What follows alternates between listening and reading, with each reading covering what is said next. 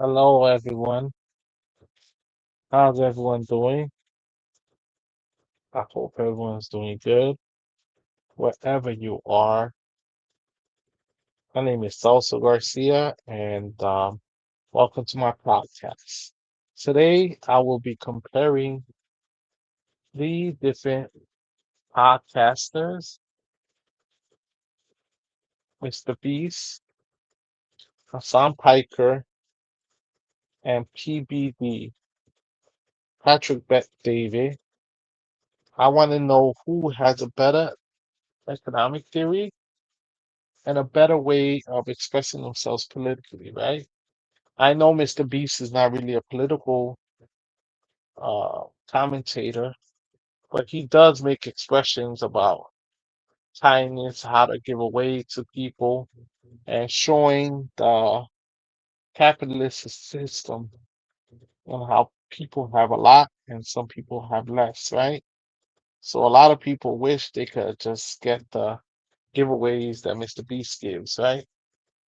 So let's analyze it from a point of view of a Marxist or of a capitalist or of a socialist, right? Let's analyze it from that perspective, right? So let's watch this video. Mr. Beast is what Marx warned us about. It's the year 1867. A bearded philosopher named Karl Marx sits in the dim light of the British Museum, scribbling the foundational texts of Das Kapital. He is writing about a terrifying future where every human interaction is reduced to a cold transaction, a world where even kindness is a commodity bought and sold. Mr. Beast with frightening accuracy. We view Mr. Beast as the internet's greatest philanthropist, a modern-day saint who builds wells and pays for surgeries. But through a Marxist lens, Mr. Beast isn't the solution to capitalism's failures. He is its final, most dystopian evolution. He has perfected. So in other words, he's showing people that being a capitalist is good, that having more material goods is better for you. And he's rich himself, right? So he's a contradiction of the system of sharing goods, democratic socialist system where all goods are shared with each other. So he thinks that he could share with you by giving stuff away to you and showing you how being a capitalist is the best thing that can happen to you, right? So let's listen to it, right? Let's listen to it, how it goes, Mr. Beast. Hello to the people joining me An on today. economy where human desperation is How's everyone gamified, doing? and How you charity been? is no longer an act of mercy, but a high-yield digital asset. Marx warned us that under late-stage capitalism, everything, even our empathy, would have a price tag. Mr. Beast didn't just find that price tag, he built a billion-dollar empire on it. This is how the world's most popular creator perfected the exact dystopian economy Marx predicted over a century ago. And he's the most popular. Mr. Beast is the most popular content creator. He does gets millions of views on his podcast. I don't know what you want to call it. His videos. He does all types of stunts and giveaways. And the videos that do the better videos are the giveaways. Or when he tells people to go to a certain location and he's gonna give away certain things. And a lot of people have copied it, but Mr. Beast is like the originator of this content. commodity fetishism. In the first volume of Das Kapital, Marx introduces a concept that explains why Mr. Beast's videos feel so mesmerizing yet so hollow. He wrote, "A commodity appears at first sight an extremely obvious trivial thing, but its analysis shows that it is a very queer thing, abounding in metaphysical subtleties and theological niceties. When you watch a Mr. Beast video, what are you actually looking at? You see a suitcase filled with $100,000. You see a brand new Lamborghini. You see a house being given to a homeless family. To the average viewer, these But then he's making more money than what he's giving away. That's what they're arguing. So he's a capitalist and he's taking advantage of the democratic system of capitalism, right? He's taking advantage of the whole system of capitalism to are just good deeds, but to Marx, these are commodities in their most fetishized form. In a Mr. Beast production, money is never just a medium of exchange, it is a prop. It is a visual effect designed to trigger a biological response. Marx argued that commodities so he's trying to trigger a response, Mr. Beast, by giving away stuff to people. He's making people feel good. So he's commodity fetishism. So he's explaining to the people through a socialist lens how things work. fetishism occurs when the social relationships between people are masked by the exchange of objects. Think about it. When Jimmy hands a random person $50,000 for staying in a circle, we aren't seeing a social connection. We are seeing a person's value reduced entirely to the cash in their hand. We don't see the systemic poverty that makes that $50,000 a life-altering miracle. We only see the magic of the money itself. The money becomes a godlike entity that solves all problems, hiding the ugly reality. And then people crave the money. They want more money. They want to be a part of it. They click on his show. They comment. They help boost the algorithm like you should be doing now. Boost the algorithm. Hit the like, hit the share button. And so he's kind of like, they're arguing that he's kind of feasting on the people watching him, right? According to him, that's what he's uh, claiming to be doing, right?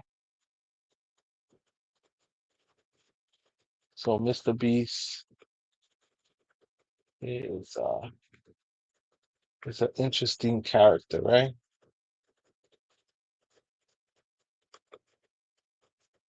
What is it doing? Okay, sorry. Of the labor and desperation that created the need for the money in the first place. Mr. Beast is not giving away money in the traditional sense. He is converting human struggle into a high-yield digital asset. Marx warned that in a So he's converting digital struggle, the people's need for money, and the chance of getting rich as something that's good, something that's going to help up people. And so that's why Mr. Beast can be analyzed from a democratic socialist perspective, from a perspective of Marxism, because Mr. Beast gives away commodities, gives away goods, motivates people to want to watch him more. This allows him to become more and more popular because he runs sweepstakes and he has people wishing they could get a suitcase of money or, be in one of his videos. capitalist society, all that is holy is profaned. The sacred act of charity has been stripped of its human soul and redesigned to satisfy a recommendation algorithm. It is the ultimate commodification. Kindness itself has become a product you can subscribe to. Human alienation. Marx's theory of alienation Oh, is perhaps his most haunting critique of how capitalism breaks the human spirit. In his economic and philosophic manuscripts of 1844, he wrote, "The worker worker becomes all the poorer, the more wealth he produces, the more his production increases in power and range. The worker becomes an ever cheaper commodity, the more commodities he creates. Now, look at a Mr. Beast challenge. So the more available people there are to want to do his challenges, the cheaper it is to have people to want to do it, right? People would do it for free just to be on his podcast. A participant is placed in a white room for 100 days. Another is buried alive for 50 hours. Another survives in a wilderness for a week. On the And surface, people it's a will game, do but it. in Marxist terms, it is pure alienation. The participant is the worker, and their production is their own suffering. They are separated from their family, their environment. So they're allowed to just alienate what they believe, alienate their family, alienate everything for a few dollars, right? Just for a few dollars, they'll be willing to do anything possible to become what they want to become, right? So they give it all up. They give it all up, and that's what they do, right?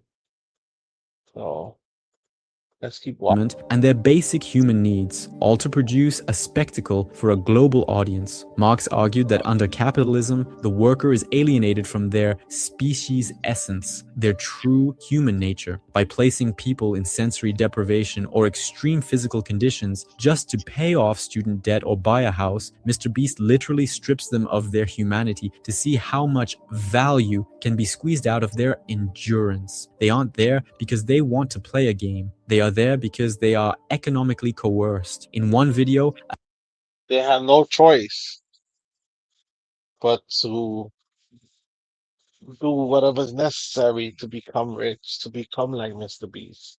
But he's becoming more rich than the people that participate in the events or the activities that he sets up during his a podcast. man stays in a circle for months to win money for his family. We watch his mental health decline. We watch him weep. This is exactly what Marx meant when he said the worker's labor becomes an object, an external existence that exists outside him, independently as something alien to him. The contestants' pain is no longer their own, it belongs to the beast brand. It is a raw material, like coal or iron, mined from the human psyche and sold to us as entertainment. The more the contestant suffers, the more wealth the video generates. They are a cog in a machine that requires their total alienation to function. They sell their life activity to obtain the means of subsistence, turning their very existence into a game of survival. Exchange value to understand the genius Uh, and the horror of the Mr. Beast it's sort of like the Hunger Games, right?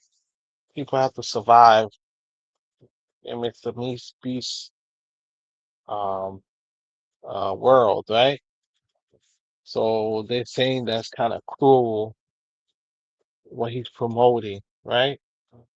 This is Mr. model, we have to look at how he treats human life as a balance sheet. Marx famously distinguished between use value and exchange value. In value, price, and profit, he noted, as exchange values, all commodities are merely definite quantities of congealed labor time. Take the video where Mr. Beast pays for 1,000 people to have cataract surgery. The use value of that act is immense. 1,000 people can now see it is a genuine good. But in the logic of the channel, the exchange value is what matters. The cost of the surgeries is a variable capital investment. The congealed labor time is the months of planning and editing. The goal, to produce a thumbnail and a title that generates a surplus value of 150 million views. If curing 1,000 people That only generated 100 views, the Beast Empire would collapse. The mercy is only viable if it is marketable. This creates a terrifying feedback loop. Marx warned that capital must always seek to expand because the cost of curing blindness or building 100 houses is so high, the next video must be bigger, louder, and more viral to pay for the last one. This is the commodified charity loop. It is a self-sustaining microeconomy where the viewer's attention directly funds the next spectacle.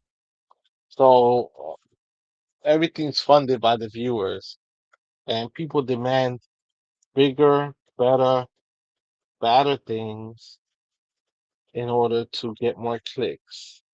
And for Mr. Beast to make more money, he needs more and more followers, more and more views. So every video has to be more outrageous than the next to get valuetainment, right? What they say, valuetainment, like PBD says.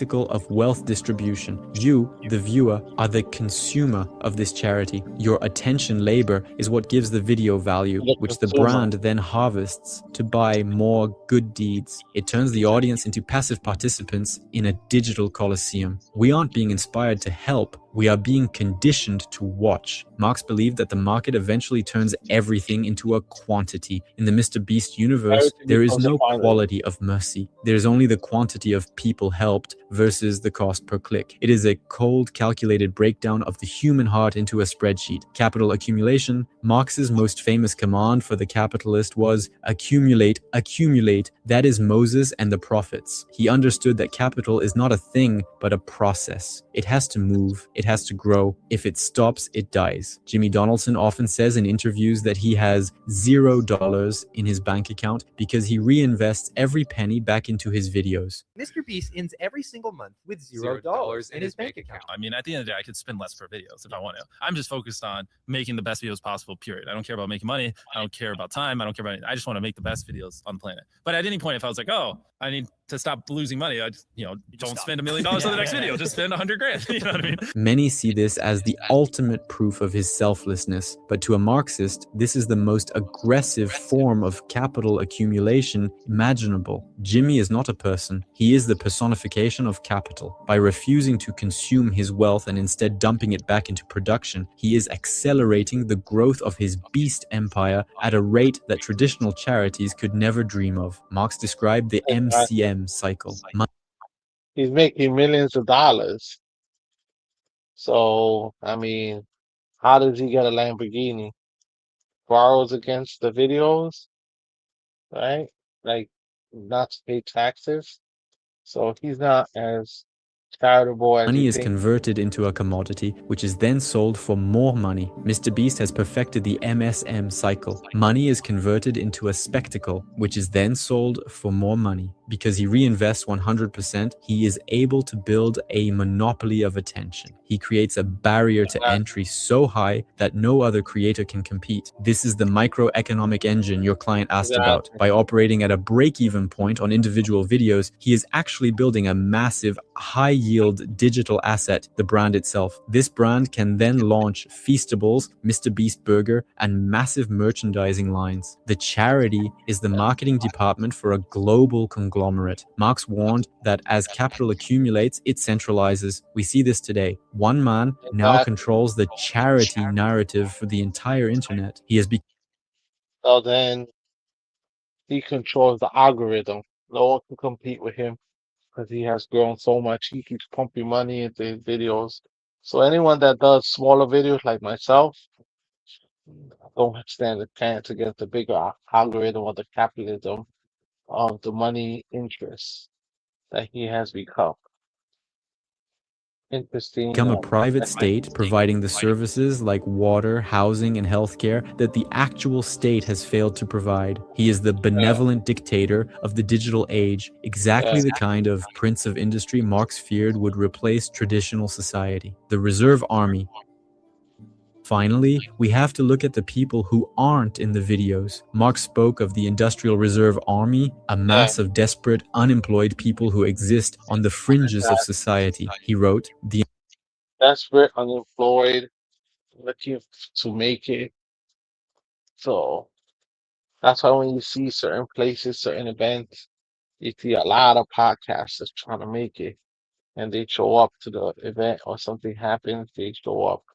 Industrial Reserve Army during the periods of stagnation weighs down the active labor army. During the periods of overproduction and paroxysm, it holds its pretensions in check. In every Mr. Beast challenge, there are 100, 1,000, or even 10,000 people. But for every person in that video, there are millions more in the comments begging for a chance. Jimmy, please help me pay my mom's medical bills. Like, Jimmy, I'm about to lose my house. This is the reserve army of the Beast economy. army. They are the Because it's millions endless. of desperate souls who make the contestants replaceable. Marxism teaches us that the system needs this desperation to function. If everyone had a Exactly. house, if everyone had health care, if It everyone wouldn't had their function. debt paid off, Mr. Beast's content would be boring. There would be no Yeah, stakes. The spectacle relies on the like that. existence of a massive suffering underclass. The reserve army is what gives the video its tension. Mr. Beast So this is what makes him popular, that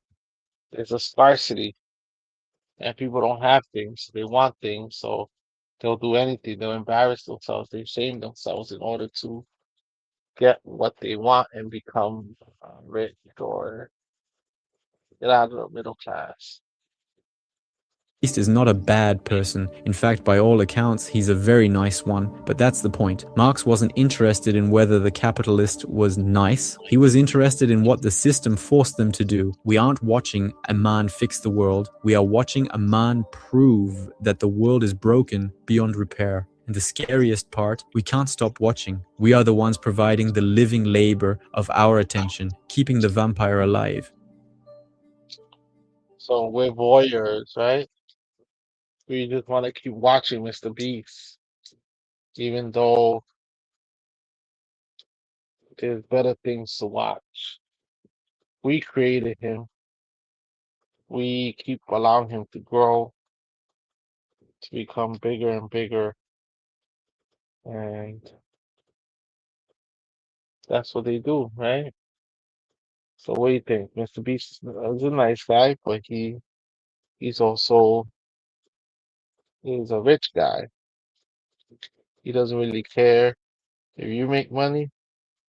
He cares about him making money so he can have all those Lamborghinis. And guess who's paying for it?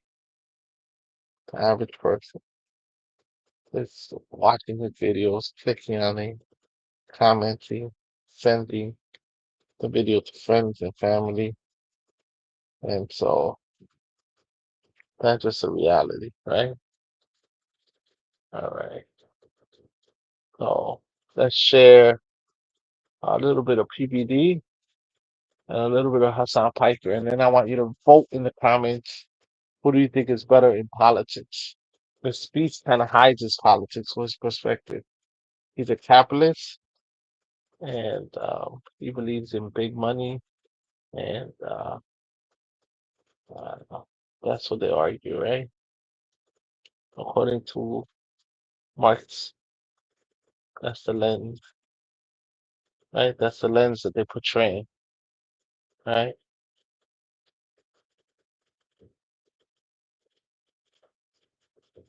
What did I do?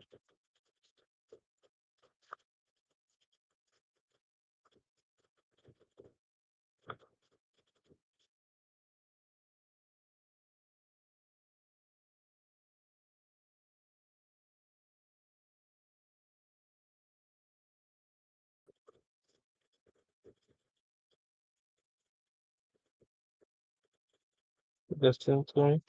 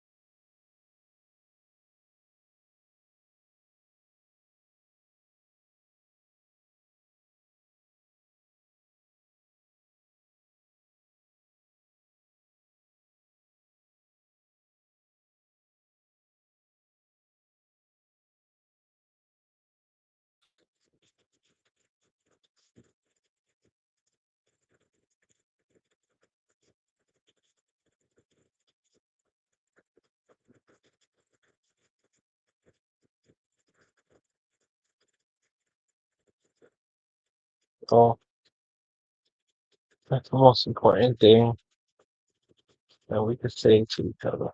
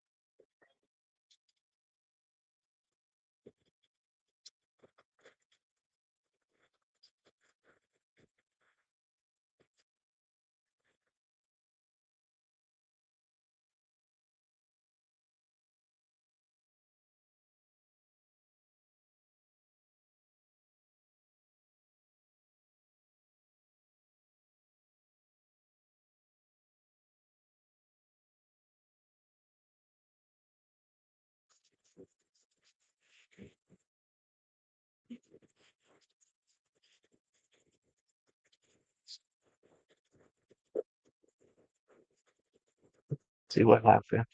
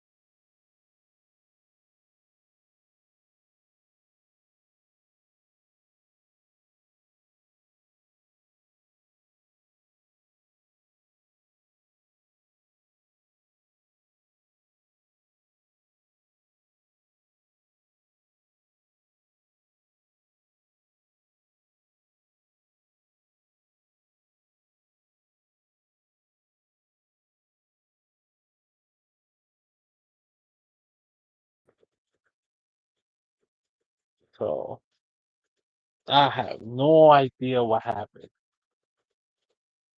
We went down for a little bit. The camera stopped working. Uh, I have no idea what happened, right? Let's continue. We covered Mr. Beast, and so now let's cover PBD, Patrick Bet David. Let's cover Patrick Bet David and his perspective, right? And then last but not least, we'll cover Hasan Piker, right? So I'll use Patrick Bet David. Believe,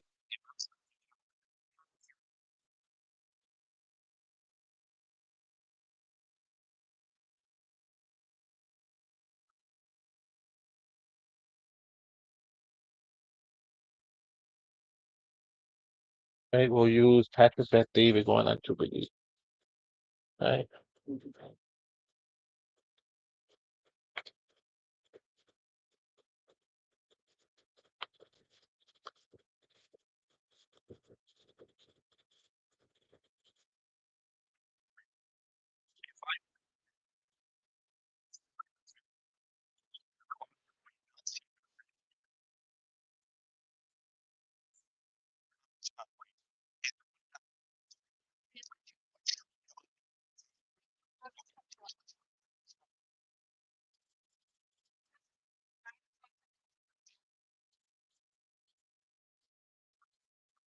different styles of carrying themselves, right?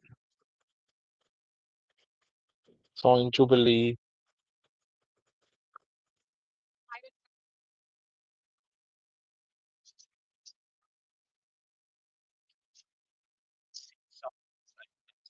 No, You're not. no, no. When you're offering You're- people here jobs, right? Right. You're saying that they would have to pay you money to get that. So in reality, you're trying to convince them to pay you money to be part of your claims company. of defaming. Be very careful defaming when you don't know the fact. I'm Patrick David. I'm an entrepreneur and founder of PBD Podcast. Today, I'm surrounded by 20 anti-capitalists. My first claim is incentive is the engine of capitalism. Remove it and the system fails.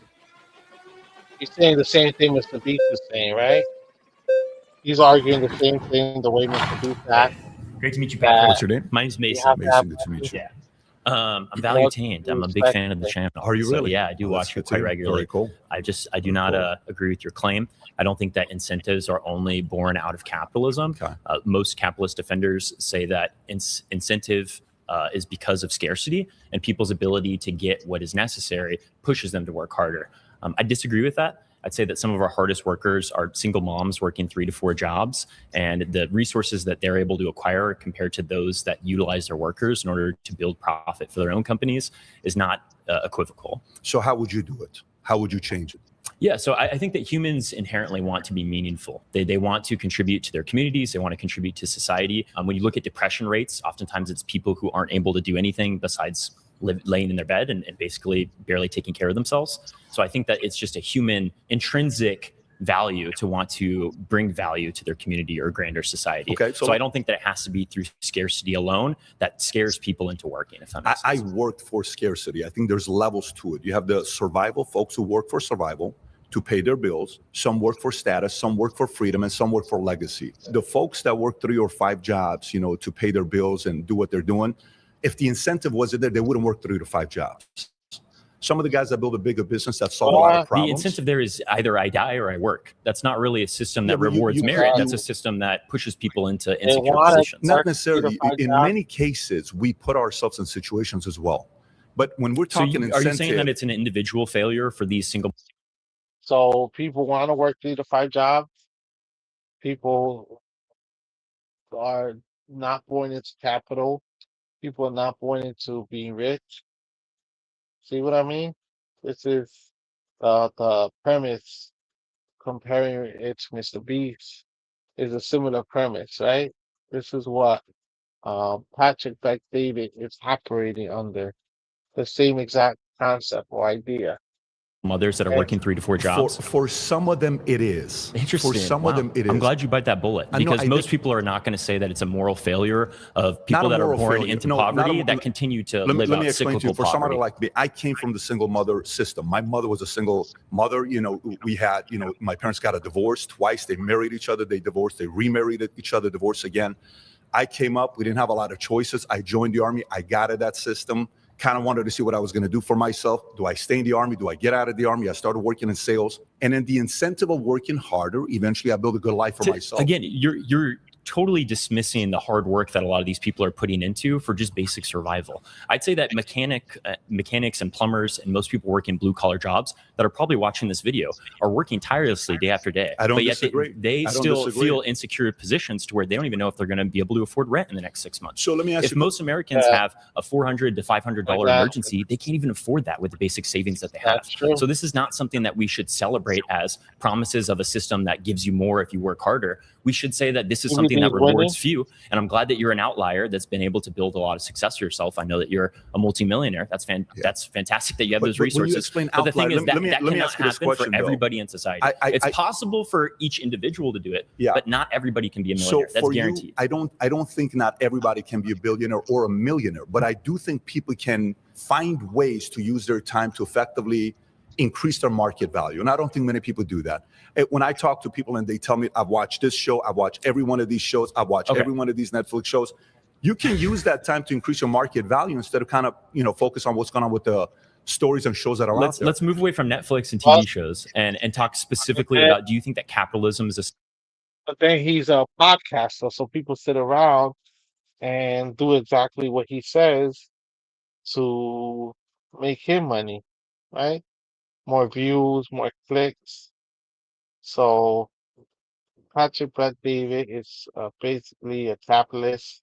Under the first video that we saw, he doesn't believe in socialism or any type of system where people have a chance to have an equal footing, or that the goods of society are shared and that the decisions are made democratically, right? He wouldn't agree with something like that. He thinks it's just individualism, rugged individualism, and nothing else.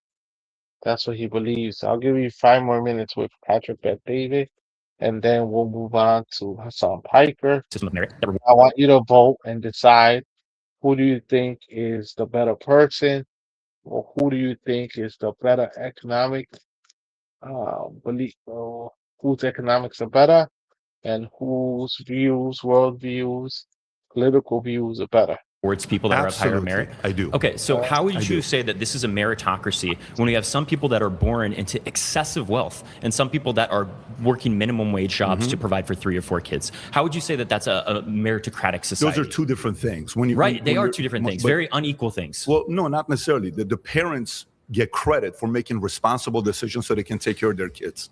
The So it's parents not a get credit. meritocracy though. We're but building dynasties of wealth. I didn't come from dynasties of wealth. I know, came from you're a an outlier. 99-cent. I get but there- that. I but get that there's- individual. but We're there's talking about many- systems. but there's- Capitalism is a system. It's not an but it's a individual system testimony. that you get to use in your advantage.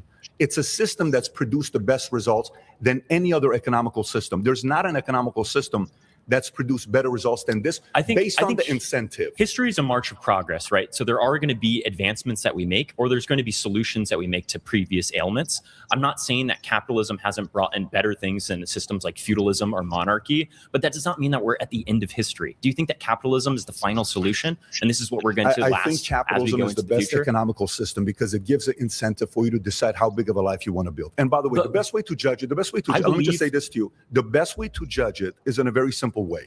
Take all the countries around the world. There's many different economical systems. What has the longest line of people wanting to get in there? It's America. Why is that? 15 million people came here illegally.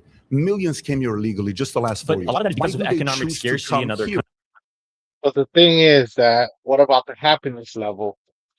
The Nordic countries, such as Switzerland, uh, Denmark, the Nordic countries have higher happiness levels and higher equality. They have health insurance. They have free schools that cover everything. So that doesn't mean that it's true what you're saying, because it depends on what you're measuring. Are you measuring happiness, or are you measuring productivity and money? So Patrick Bet Davis' definition of being happy is, the more money you have, the more capital you have, the happier you are, which is a capitalist system, as opposed to a Nordic system, democratic socialist system, such as Sweden or Denmark, that has a system that is more fair to the average person. Therefore, they live better lives, and the amount of happiness in these countries is measured a lot higher than anyone else, right? Countries. Well, one of them, we could talk about one, is American exceptionalism, which is continuing. Good to meet you. Thank you.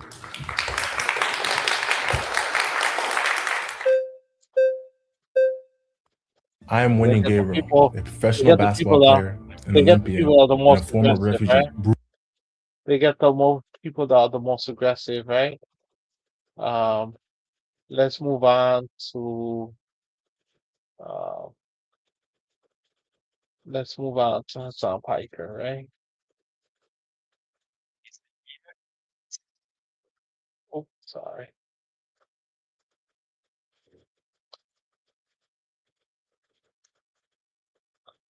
I'll use an old clip because he has evolved.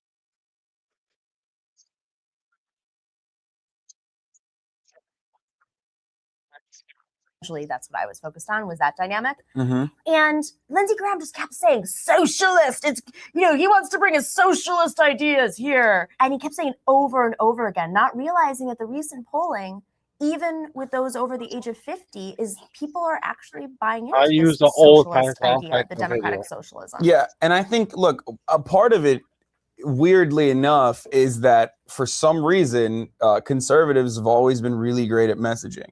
Like, Right. this is something I think about a lot. They are very good at taking, for example, Look, 8 they're years very good ago. at taking what is known to be a more progressive idea of like victimhood, for example, and then starting this narrative that they are now the victims. Like, diversity of opinion, diversity of thought is one that they commonly use now, and we saw that with James Damore being fired from Google for Right. the sexist manifesto that he wrote, and they were like, where is the diversity of opinion? When in fact it was just like, why are you, it's basically asking the question, why are you being intolerant towards the intolerant? And they're very good at flipping the script in that capacity. And unfortunately, given our, you know, historic dealings with communism and the Red Scare, and just like overall being a nation of capitalism. If you look at America as a religion, our Constitution is the Bible, and capitalism is the way, like, it's a part of that religion, just like white Christianity is, right? So all of these things are perceived as threats towards it. Right. And it's very hard to infuse this mentality, like, to show people that socialism isn't actually that scary. I'm not a socialist, but I come from a country that has a lot of socialism within its governance, and I understand the need to help others. Yeah, I mean, it's not like we don't have aspects of socialism in our government. Obviously, We the do. military is socialized in many ways. The military is like the most socialist thing. authoritarian socialist. So is Hasan Piker not a socialist? He is, right? That's his old stuff. Let me play some of his newer stuff, right? And then you decide who's a better person. It seems to me that even though Mr. Beast has the most views and the most people watching him, he might not necessarily be the best person, but he's the one that makes the most money out of all the people that we mentioned, right? He makes the most money. So this is the last one.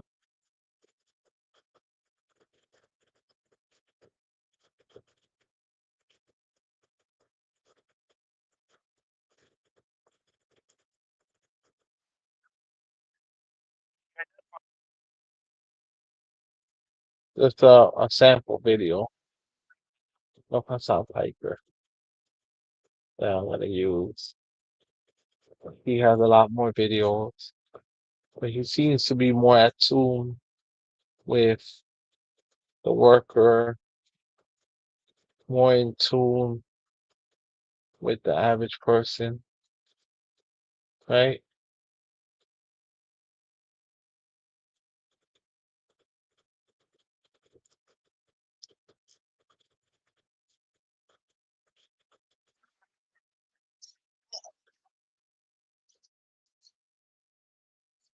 So uses ranked choice voting, which would only come into play if no candidate receives a majority of first place votes. She has a fairly commanding lead thus far in the count. Although Race has her not been called. opponent, That's an important. Kenyon Yeah, McDuffie, has winning. said we've got to wait for every vote to be counted. But you know, it really goes to show momentum that she has garnered in this race. As a capital city. Are there any white DSA leaders? No. No. I'm trying And that's to show you. who cares? It is really funny that everyone's over DSA so why, DSA so why, but it's literally numbers on the board. DSA is far more diverse, far younger, far more Come on, brother. than anything any other political organization or political movement has ever offered. Okay, now those are your top contenders in the race to be the next mayor in Washington, D.C. Votes are still being counted, but the woman on the left, Democratic Socialist Janice Lewis George, has a lead. Some suggest it's a commanding lead, but we can't call it yet. Is the nation's capital about to get its own Zohran Mamdani? John Ashbrook, co-host of the Ruthless Podcast. another John, one, good day to Zohran you. Mamdani. Hello. Let me share with you some of her ideas that could be coming to Washington's way. End cooperation with ICE, oppose the extension of a youth curfew, free buses, expand the rent stabilization, create car-free areas, city-owned grocery stores, universal child care. I could go on and on, but you already know all this. So it's a good thing. Does she win? And if so, what can we portend between Who do her you vote for, relationship everyone? and Donald Trump? Well, Bill, it certainly looks like she's headed for victory. I mean, as you said, they're studying the votes, but it seems like she has a commanding lead here. And the president said last week that if she wins, he might federalize the city again. So I think there's an awful lot of conversation about D.C. and how it's run that will be had here over the next couple of months if she gets through this primary and then ultimately wins in November. But, you know, Democrats always win in D.C. What's very interesting about this, and you mentioned her as possibly the Mamdani. Hasan, pay attention. I'm trying to show you a good side. I'm trying to show that you're the better podcaster from the three and you should have more viewers, right? Come on, people. Come on, people. Hasan Piker is real good. He does what political commentary. Even though Mr. Beast and PBD would have their own style, it seems to be that Hasan Piker is more worker friendly, more friendly Of to DC workers, is this trend on the right? Dem side to And move he has towards evolved social. over time. Interesting. Oh, this guy look like he's about to cry because a black woman might be getting power. I mean, we're talking about DC. The previous mayor was also a black woman. It's DC. What's interesting here is that this is not just any black woman. This is a democratic socialist. As you mentioned, a lot of them are the blue cities, but then that takes the Democratic Party more in the leftward direction. And so then what I've noticed, John, is that the No matter how many DSA states they're winning, is extremely organized. They have created community for these candidates. and where's Hasan Piker? He walked away, but it's okay because he's working hard to elect Democratic Socialists. So he, in my book, wins the prize for the most active streamer commentary. Does 8 hours a day of political commentary, very agile, but somehow people like Mr. Beast type of stuff, giving away stuff, you know, um, corporate sponsorships, and Hasan Piker only takes subscriptions. He doesn't really do the whole um, uh, sponsorship thing where corporate sponsors give him money. So he seems to be the more wholesome of the three. What is your opinion, though? Who do you vote for? Hasan Piker, Mr. Beast, or Patrick Bet David? Put it in the comments below. Who do you vote for? I'm gonna do a show and summarize. Thank you for joining me. Thank you for joining me. So who do you pick? Who do you vote for, everyone? Who do you think is the better of the candidates? Let me know in the comments below who's the better political commentator, who knows what the people need or what the people want. Is it Hasan Piker? Is it Patrick Bet David? Or is it Mr. Beast? Who actually can speak for the people more? Mr. Beast has the most viewers, has the most followers, has the most clicks. But is he getting the clicks off of people's backs? Or is he doing it the honest way? And or do you vote for Patrick Bet David? Or do you vote for Hasan Piker? These are the three ups to each other. I'm matching them up. Tell me which one you vote for. Put it in the comments. I'm going to end the video now. Put it in the comments below and let me know who do you think is a better podcaster out of all three. Thank you. Have a good night. My name is Celso Garcia. And so long, toodaloos.